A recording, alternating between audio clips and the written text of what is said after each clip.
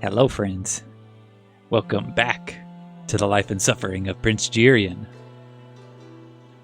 The demo is out, parts 1 and 2 of the 5 chapters. I'm so excited. All right, I have been looking. I saw the notification pop up this morning. I was like, okay, we're doing this. All right, let's go. Chapter stories. Key events in a chapter tied into their stories. Your achievements, failures throughout these stories will shape your fate. To unlock an event, you must fulfill a condition and wait for the appropriate scene to occur. You're a part of the Grey Blood Tide, the Tempests now, the heir to the throne of the Blessed Arcanian Empire. But what does that mean for you? Will the Tempests treat you like family? Will you be able to live up to their lofty expectations? Am I remembering correctly that in Sir Brante, the ending of Sir Brante is when Jerian becomes the emperor? Am I remembering that correctly? I don't. It's been a bit since I've gone back and looked at it. Welcome, by the way, friends. Welcome. Glad to have you here. Feel free to jump into the chats. Always answer Rumble chats. Appropriate Rumble chats. Will you be able to live up to their lofty expectations? Will you devote your life to the Empire from the very beginning and become a servant of the people? Will you redefine... goodness, will the refined Arcanian world accept you, or will you remain an outcast forever? All right, the story ends. Your story ends far too... These are the potentials. Okay, we don't want to look at it. We don't want any hints or tips or anything. I like to be surprised in the story. This is going to end very, very badly if I die. Okay. Empire status. Political order determines how we do, and we're a little bit on the way to rebellion. We still lean towards tradition, we still lean towards elitism, and we still lead to dogmatism. Yeah, all that fun stuff. If y'all want to go back and look through, like I said, the demo is out. I encourage you to play it. It is very fun. There's a lot of depth and things to it. I've also noticed that over the past few weeks, my interests in storytelling have changed a little bit. And the things that I focus on have changed. You examine your old bedroom, curious to see it in a new light. For a time, it was your whole world. While the furnishings have stayed exactly the same, you are now a changed man. It's time for you to leave the nest. The world has turned out to be much larger than these four walls. You close the door behind you. The great tempests of the past seem to gaze after you approvingly from their portraits.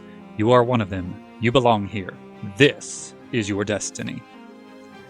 The rugs muffle your footsteps as you walk down the hallways. Servants bow to you along the way, eager to please. Their eyes are full of reverence, and doors that were once closed to you are now opened as soon as you approach. You can't help but smile. You step out of a wide balcony with a wide, beautiful view of the city. All of Eterna lies at your feet, not unlike the colorful rug of your childhood bedroom, but your gaze reaches farther, to the very horizon. You have not yet been there, to those distant lands, but every province already knows of you. That's intimidating as heck!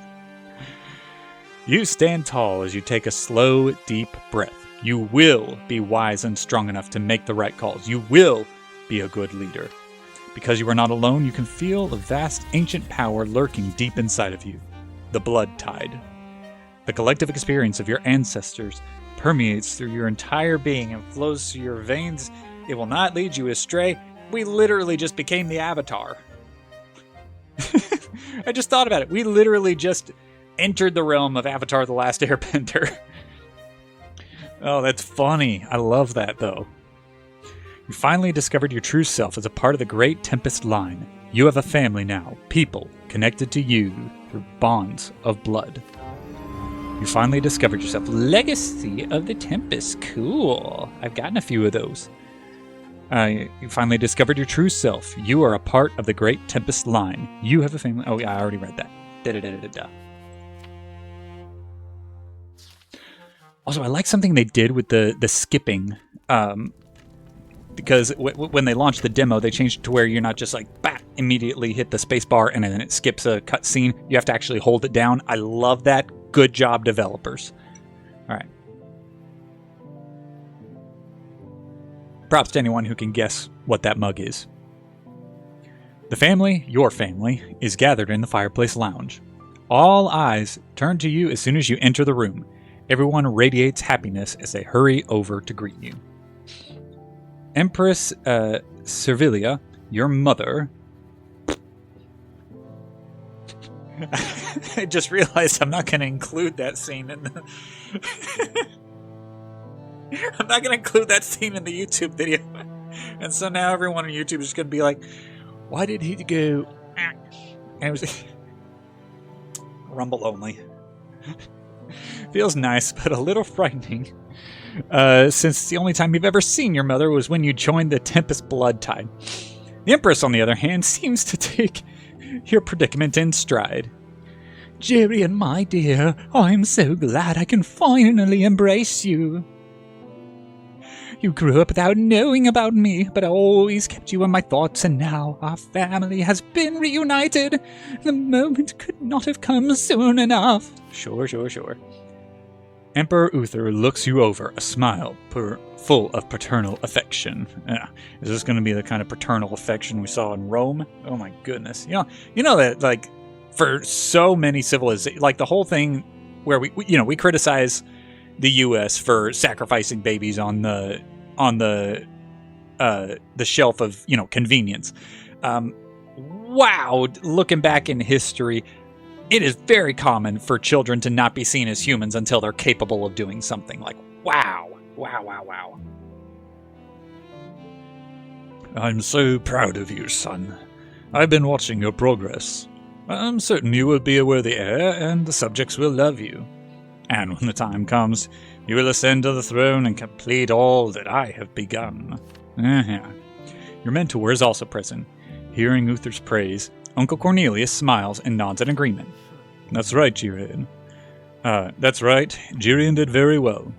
But let's not flatter him unduly. The heir still has a long ways to go, and a lot of work to do. The next to approach you is Ferdinand, who looks visibly flustered. He's the black sheep at this family gathering, the only human among the Arcanians. Please forgive me, Jerian. I'd keep a lot of secrets from you, like who you really were and what would happen to you, and also the facts that I'm your half-brother and Cornelius is your uncle. It was unbearable. I'm glad it's all over. We can finally be fully honest with each other as brothers. You're the dropout punk of this family, let's be honest. All this attention from relatives who weren't there throughout your entire life feels overwhelming. Noticing how you look, a stocky Arcanian with bright, piercing eyes comes to your rescue. This is your other uncle, Gaius. Oh yeah. He smiles kindly as he reproaches the rest of the family, tongue firmly in cheek. Settle down, you lot. We don't want to rip young Jerian apart, do we? Why don't we have some wine and a bit of fruit, and let our long-awaited prince collect himself? Give a grateful nod to your newfound uncle. The rest of your family chuckle as they walk over to the refreshments. As they urge you to join them, you notice Cornelius lean over to Uther and whisper in his ear. We don't have a lot of time before the Great Council, brother. I've drawn up the campaign plan we've discussed previously. Please, look through these papers and sign them. No, Cornelius. I'm not going to read or sign anything right now. Family time is sacred. Business will have to wait. Cornelius frowns and holds up his palm, about to object, when Servilia decides to intervene. Okay, now YouTube knows why I did that earlier. With a gentle smile, she covers the great chancellor's palm, and the building tension dissipates. We all know how much work you put into matters of state, Cornelius, but now really isn't the time. Why don't you leave these papers with me, and I'll make sure the Emperor does not forget about them. You'll get your signatures tomorrow. Thank you, Sevilla. In that case, please ask Lady Monroe to pay me a visit tomorrow and bring me the papers. You look over your shoulder to find Gaius speaking to Ferdinand, who is standing a little bit apart from everyone else. Please don't feel like you don't belong here, my boy. You have Tempest blood in your veins, which means that you are part of the family. You are one of us. Wait, this is someone else. Yeah. Don't worry. Don't worry, Uncle Gaius. I know someone needs to remind the Great Tempest what the general populace of the Empire looks like. Oh, that's a punchy statement. Oh, that's okay. I'm glad that went over well for you, buddy, because that was ballsy. I gotta give you some props for that one.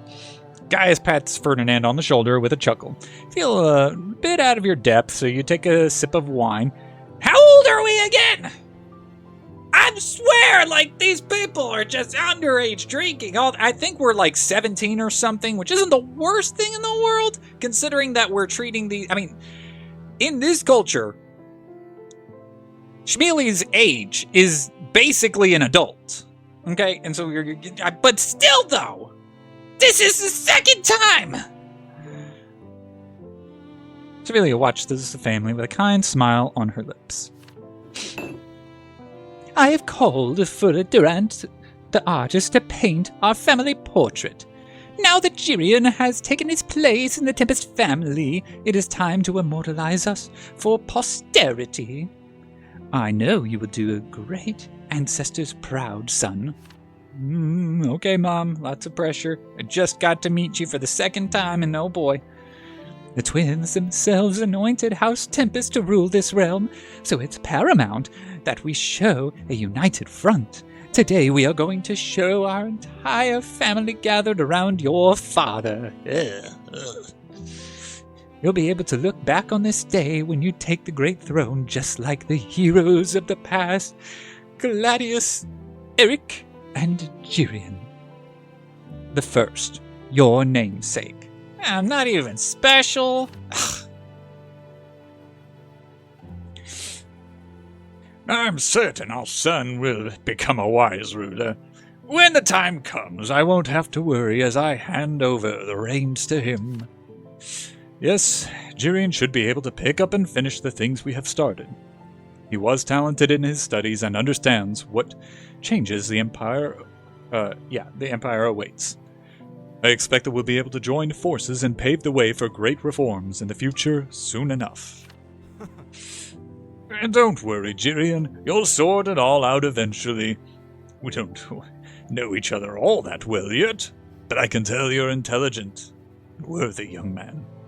One day, I'm sure, you'll set an example for the members of the great houses and the Empire's distinguished Archnians. And if you ever find yourself struggling, we'll always be there to help. I don't trust like any of you fools. Maybe I trust Cornelius a little bit. All this feels a bit confusing. Your relatives seem to have a lot of hope and affection for you. Mere days ago, you were utterly alone, and now your family is reaching out to you, and you're free to take their proffered hand. Alas, the painter is ready. You are invited to proceed to the throne room. Oh, great. Decision time's coming up. I can feel it. I feel it in my bones. I know this game and these developers well enough. Emperor Uther takes the throne. Sevilla stands to his right under the great snarling dragon of Tempest banner. Cornelius and Gaius take their places to his left. You notice that Ferdinand has paused by the door, gazing at the rest of the family with longing. The painter asks you to take your place as well. But where is it exactly? You know how important details like this are. Every single member of your family wants you to choose them right now. Oh, well, duh, yeah. I mean, that's a big one. Stand to the mix. I'm going to bring Ferdinand, because this needs to be an important moment. Okay, and I feel like this is... Okay. This is the great struggle with games like this. Do you do what you want to do, what your heart screams for you to do, or do you live in the world of your character's mind? Now, what would he do? He would not stand next to his father. He's weirded out by him. He's curious, but at the same time, he has respect and memories. Okay, not stand next to Mom. The two people that I feel like Schmeely would stand next to are either Cornelius or bringing Ferdinand in. Now, considering, I think I'm going to bring Ferdinand in, and my reasoning is, in a decision I made previously, when I had to choose between, when I was being pressured to choose between Ferdinand and Cornelius, I chose to change the topic to something that would engage both of them, because it's a grander picture thing. And I feel like Schmeely is a grand picture thing. He may miss details, but he is very big on the big picture.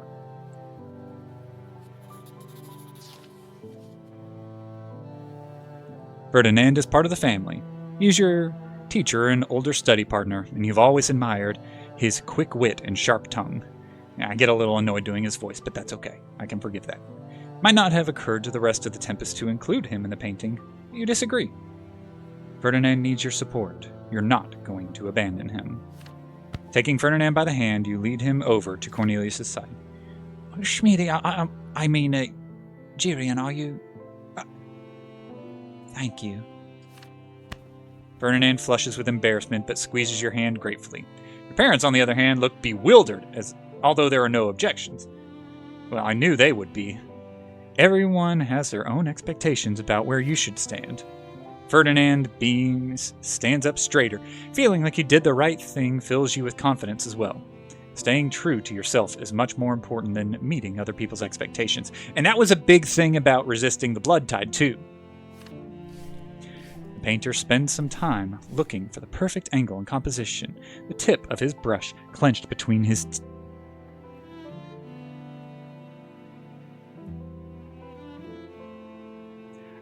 This bro painting with his teeth. Finally, he starts working with the canvas. Okay, so there's enough there to assume that he is painting with his hands. He was just holding it in his teeth. But I'm going to take the position of a handless artist that is painting while holding the brush with his teeth. Yeah, you cannot stop this. I need some fan art of that. You notice the sliver of a smile on Uncle Gaius's lips. He gives you a wink when he catches your gaze. Oh, man, I wish I had replayed Brante recently so I would know a little bit more about Gaius. You know what? It's probably best for the story's sake and for my reactions to be blind to what these characters were, because I don't remember all of the Tempests. But Gaius gives me a wink. Okay. So I've tipped the balance, valuing love over law. I've built my relationship with Ferdinand and Gaius. Cool. Very good. I feel like the one with Gaius is going to need to be built up. I'm not going to push for Ferdinand, but if it happens, then great. Ooh, okay. Sanity equals 4 out of 4. Okay. Okay, good.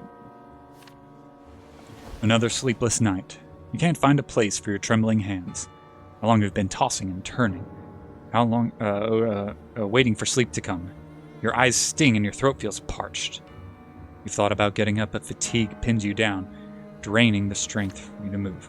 Something feels wrong with you, but perhaps all Arcanians go through this after birth? Maybe it's just your body adjusting to the blood tide. You twist and turn, feeling worse with each passing minute.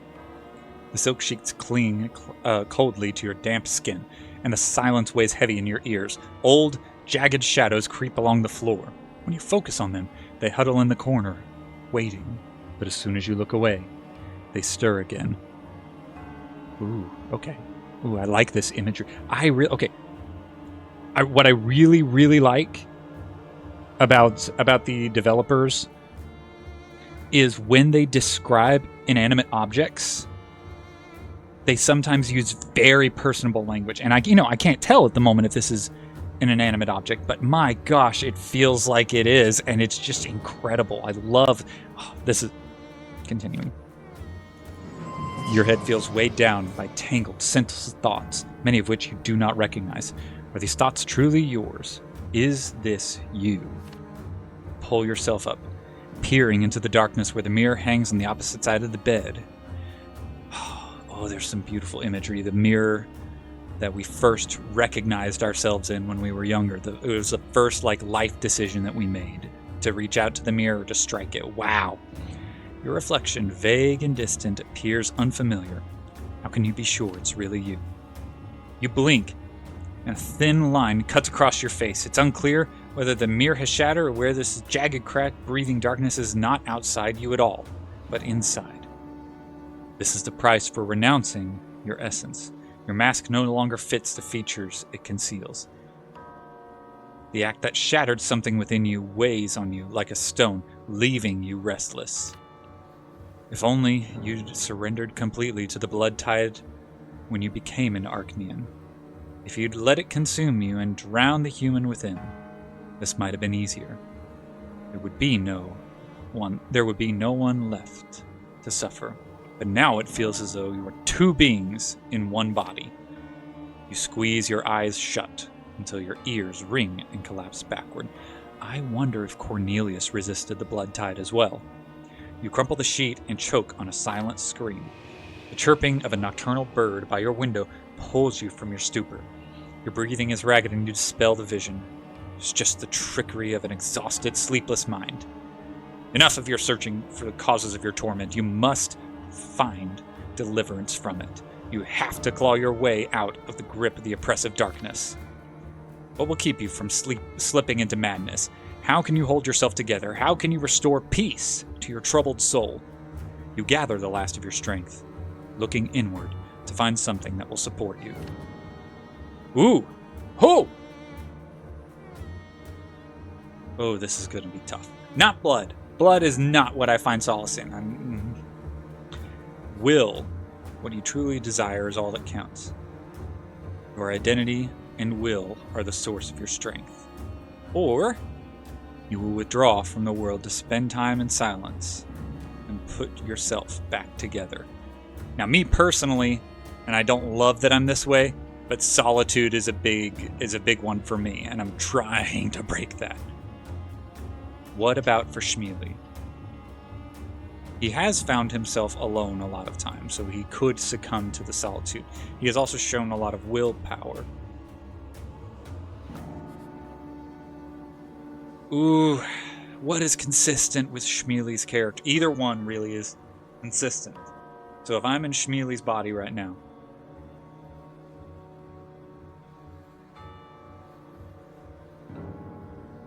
I feel like will is going to be the best way. I'm going to go with pure willpower. What's good is to seek help from others if they're unable. What good is it to seek help from others if they're unable to provide it? Who will stand by you through the restless nights when fear runs cold along your spine and madness lurks so near you can hear its guttural murmur? No one. You're on your own. Your will and determination are the sole support. They are what will rescue you from this suffocating nightmare. Everything else is insignificant and holds no value. From this night onward, you will rely solely on yourself. You will trust your own judgments and have faith in the impulses of your soul. You have the power to confront your doubts and fears. Drawing in a deep breath, you clear the fog from your mind and compel both your body and mind to obey your command. That inner strength has always resided within you. You simply hadn't recognized its presence before. All doubt slips away, sinking into a haze at the edge of your mind. The night no longer feels frightening. All your worries and burdens have faded away. The shadows shift back to familiar forms, and the reflection in the mirror is yours once more. With relief, you lay your head down and close your eyes. You can face any challenge that comes your way now. Those who have faith in themselves don't need the support of others. Whew. Well, my willpower sure is strong. My logic and passion are starting to balance, or are balanced. My law and love are balanced. Okay, this is not great because I'm going to need something to be strong to make decisions later. Crap. Why do I have to be so human? Can't I just answer like a robot? Wood crackles in the lit fireplace, giving the room cozy air. After this decision, I'm going to stop. A big grandfather clock in the corner keeps a steady cadence of ticks and tocks. There's a heavy silver cup engraved with a soaring dragon in your hand. Your ancestors look down upon you benevolently from their portraits of the walls. It feels like they're part of this family evening too. You lean back in your soft armchair, relaxing in the company of Emperor Uther and Empress Servilia, your father and mother. Your father stretches his legs towards the fireplace with a satisfied grunt, his face the picture of ease and comfort. The imposing, untouchable air his profile gives off when engraved on coins is nowhere to be seen. You suddenly realize just how few people have ever had the chance to see the Emperor warming his feet by the fireplace. You look over to your mother. A stray lock of hair has tumbled free of her tight bun, her hands tucked into a fluffy muff. She seems more beautiful than majestic right now. Servilia watches you too, a warm smile playing on her lips. Oh God, I'm gonna have to do her voice. It's such a joy to finally have a son. Oh, I've been waiting for this moment since we could sit side by side and talk. Let me look at you, my child. I don't like this woman. I have decided God's will has been imposed upon this man. Shmeli resents Mama.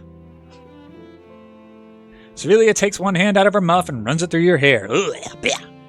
Her touch is soft and tender, but your heart still stutters as though you've been doused with ice-cold water. Good! An image of the cold family crypt flashes before your eyes, your mother's hands pulling your hair, making you bare your throat so that your father can...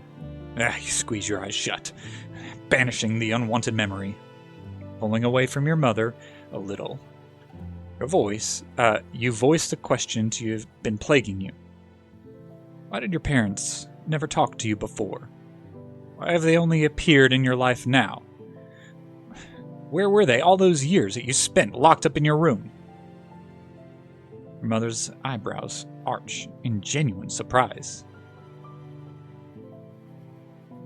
Can you tell how many children have been around these people? You were only born this week, son. We've been counting the days until you joined this world. We were so excited for the big day, but you can't rush someone into joining the blood tide. It has to happen at the right time. You didn't really exist until you joined the blood tide. Romans! I was telling you, Romans!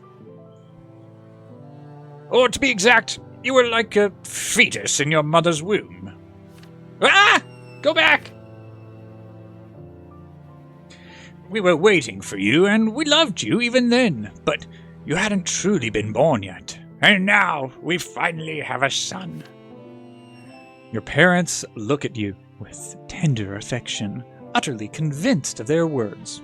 You ponder them, trying their truth on first sighs. Did you exist before joining the blood tide? Or were you truly born only a couple of days ago?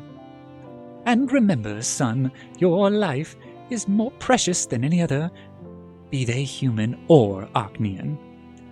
Those of us whose names are inscribed in the history of the Empire have but one life to live. Oh!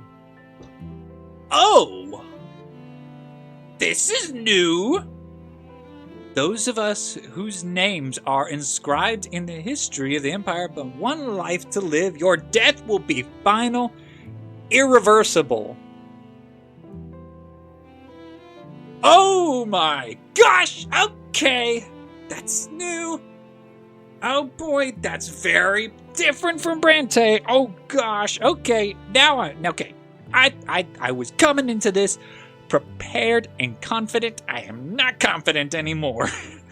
Holy heck. Before you can fully process your own vulnerability, your father gives you a pat on the head and changes the subject. I have a gift for you, my son. Your father gestures for a servant to come forward and place something wrapped in a blanket on your lap. Is it a sword? Be a sword. Oh my gosh, if it's a sword, Dad, we are best friends forever. You catch the pleasant smile of clean fur. A curious, wet nose pokes out from the blanket to sniff your hand. Ah!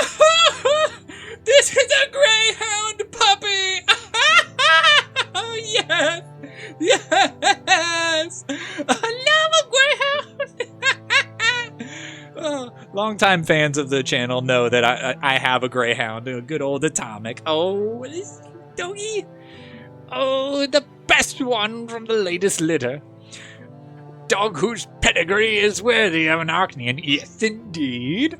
All of its ancestors were the cream of the crop. Yes, indeed. Yeah, blood diseases and all. A good dog never betrays his master. We find many of our allies wanting in this regard. But you always have a faithful companion in this pup. Okay, here's the thing about greyhounds.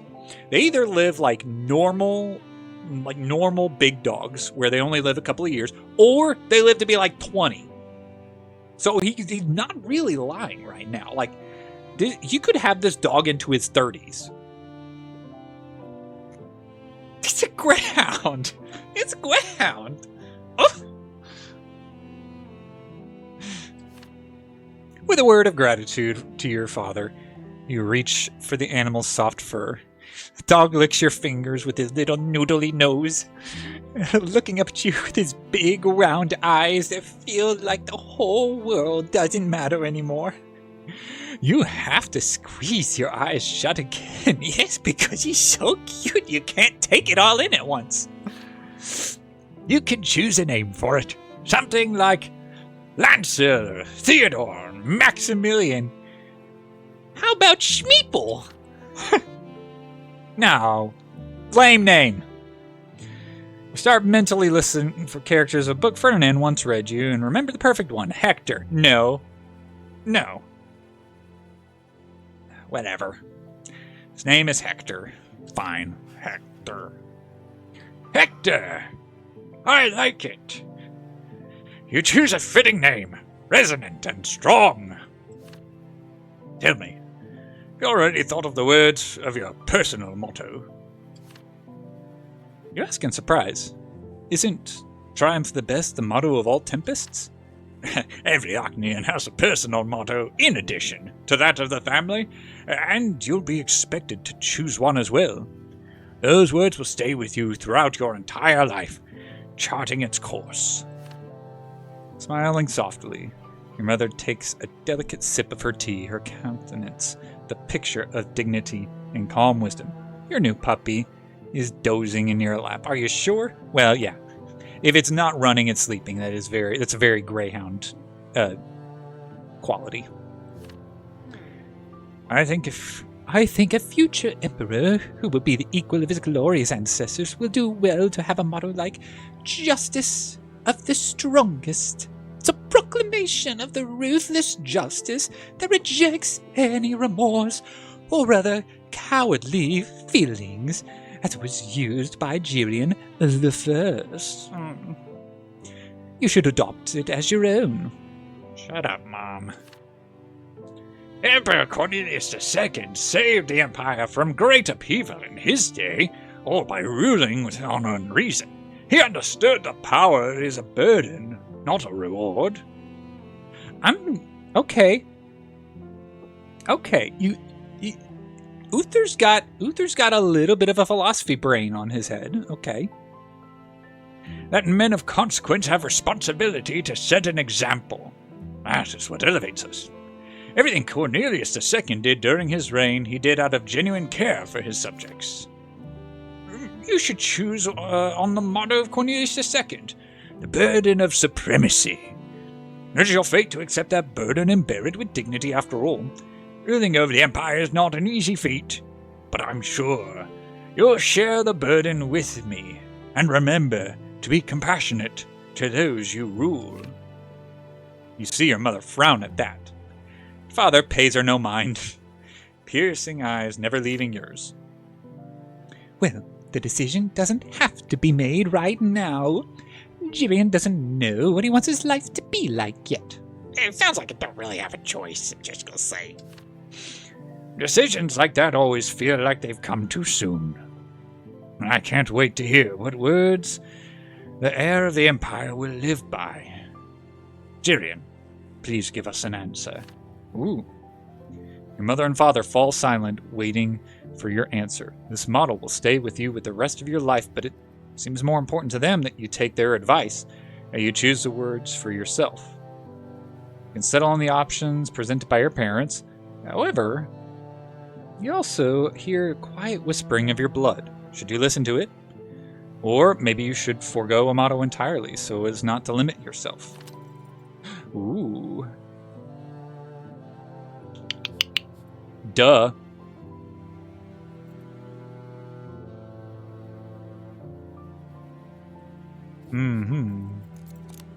So, what? The Lock of Fate. Aha! Okay, so because I chose... I only get to make this decision because I chose to resist the blood tide.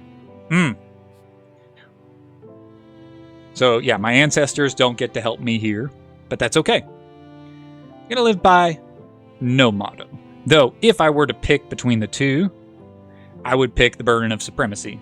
But I'm going with no motto. You hold your head high.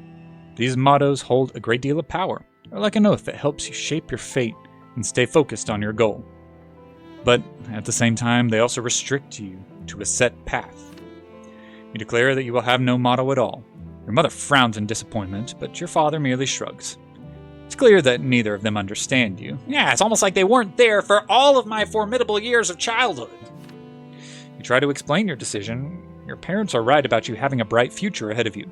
But when it comes to dealing with the various estates, flexibility will be of more use to you than a rigid mindset, and freedom will help you more than focus. Okay, I do understand that, but there is something to be said for having, not necessarily a creed, but like, you need to have set values in place that guide you. Because, situations are going to be difficult. They're going to be confusing. You're going to come across things that you don't know how to deal with, and you're going to have to make decisions that you don't like.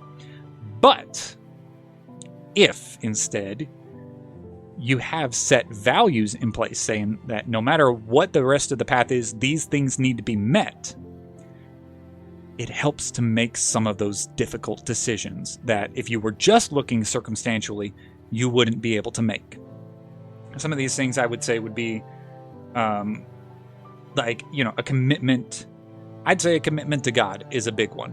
No matter what is going on, there has to be a commitment to God and his nature in whatever decision comes ahead.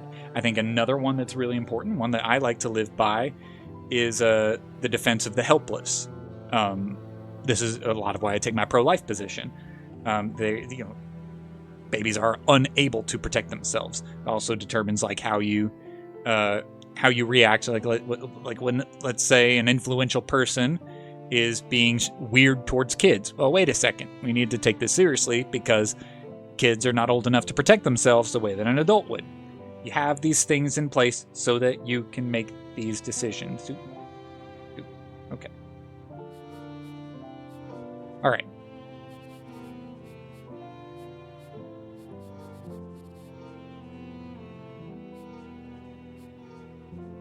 Ooh, I don't like that sound. Okay.